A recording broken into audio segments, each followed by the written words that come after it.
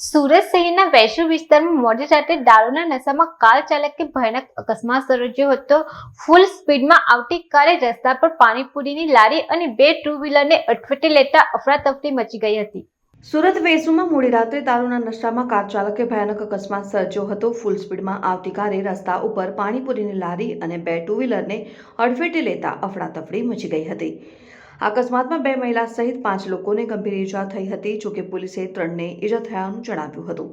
સ્થાનિકોના જણાવ્યા પ્રમાણે રાત્રે 10:30 વાગ્યાના અરસામાં ચાલક નશાની હાલતમાં ફૂલ સ્પીડમાં કાર રિવર્સ લેવા જતા પાણીપુરીની લારીવાળાને અડફેટે લીધો હતો।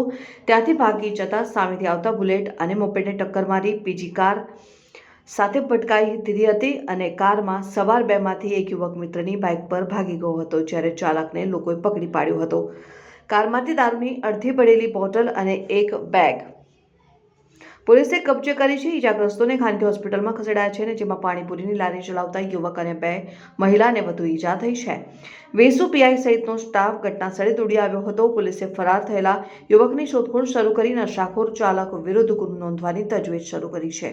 Bureau report, Satya TV news, Surat.